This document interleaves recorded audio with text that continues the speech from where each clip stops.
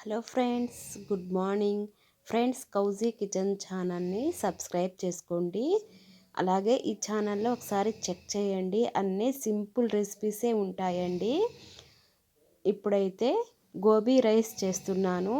చాలా ఈజీగా చేస్తాను, ఒకసారి చూసేయండి. ముందుగా కాలీఫ్లవర్ని కట్ చేసి వేడి నీళ్ళల్లో ఉప్పు వేసి ఒక 10 నిమిషాలు అయితే పక్కన పెట్టాను. అలాగే చిల్లీ మేకర్స్ కూడా వేస్తున్నానండి.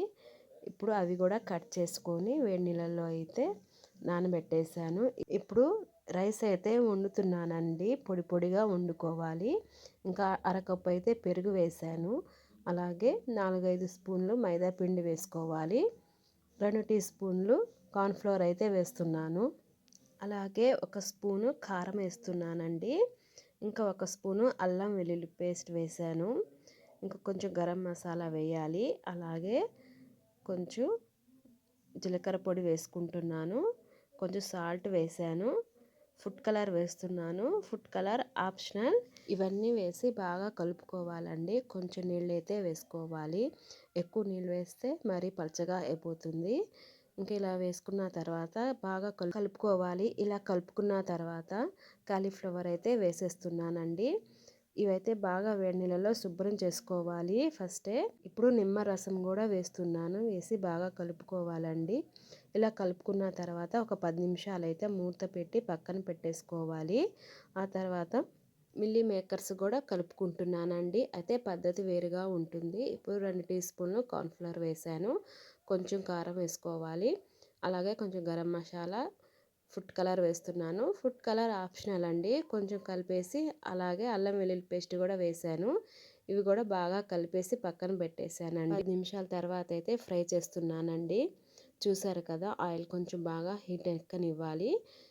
స్టవ్ అయితే లో ఫ్లేమ్లో పెట్టుకోవాలండి. మరీ ఎక్కువగా పెట్టి ఫ్రై అయితే చేయకూడదు. చూసారు కదండి, ఈ విధంగా అయితే ఫ్రై చేసుకోవాలి.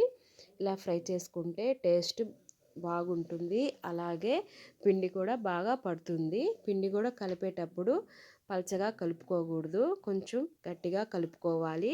ఇప్పుడు మిల్లీ మేకర్స్ కూడా వేసేసి ఫ్రై చేసేస్తున్నాను. అదే బాండిల్లో అదే ఆయిల్లో ఫ్రై చేసేస్తున్నానండి. ఇవి కూడా ఫ్రై అయిపోయాయి. సన్నగా తరిగిన ఉల్లిపాయ అయితే వేసానండి. కొంచెం పచ్చిమిర్చి అలాగే కొంచెం కరివేపాకు వేసి ఫ్రై చేశాను. అలాగే తురిమిన క్యారెట్ అయితే వేసానండి.